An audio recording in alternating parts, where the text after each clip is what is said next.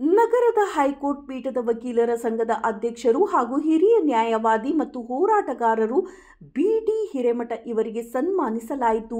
ಸೋಲಿಲ್ಲದ ಸರದಾರ ಎಂದು ಗುರುತಿಸಿಕೊಂಡಿರುವ ಬಿ.ಡಿ. ಹಿರೇಮಠ ಇವರು ನಿರಂತರವಾಗಿ 3ನೇ ಬಾರಿಗೆ ವಕೀಲರ ಸಂಘದ ಚುನಾವಣೆಯಲ್ಲಿ ಅಧಿಕ ಮತಗಳನ್ನು ಪಡೆದು ಗೆಲುವು ಸಾಧಿಸಿ ಸಂಘದ ಅಧ್ಯಕ್ಷರಾದ ನಿಮಿತ್ತವಾಗಿ ಇವರಿಗೆ ಸನ್ಮಾನಿಸಿ ಗೌರವಿಸಲಾಯಿತು.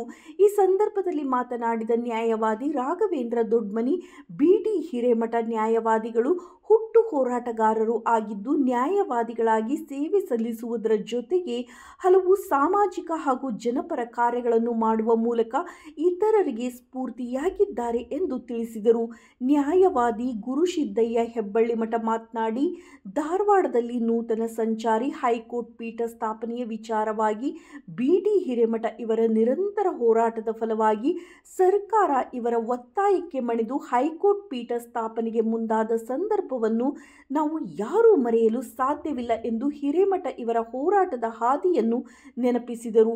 ಬಿ.ಡಿ. ಹಿರೇಮಠ ಇವರ ಅವಿಸ್ಮರಣೀಯ ಸೇವೆಯಿಂದಾಗಿ ಇವರು ಸತತವಾಗಿ 3ನೇ ಬಾರಿಗೆ ಧಾರವಾಡ ಹೈಕೋರ್ಟ್ ಪೀಠದ ವಕೀಲರ ಸಂಘದ ಅಧ್ಯಕ್ಷರಾಗಿ ಆಯ್ಕೆಯಾಗಿರುವುದು ನಮಗೆ ಹೆಮ್ಮೆಯ ಸಂಗತಿಯಾಗಿದ್ದು, ಇವರ ಸೇವೆ ಸದಾ ಹೀಗೆ ಮುಂದುವರಿಯಲಿ ಎಂದು ನ್ಯಾಯವಾದಿಗಳು ಶುಭ ಹಾರೈಸಿದರು.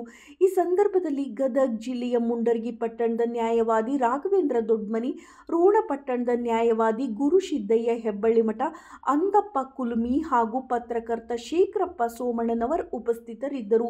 ವರದಿ ಚಂದ್ರಶೇಖರ್ ಸೋಮಣ್ಣನವರ್.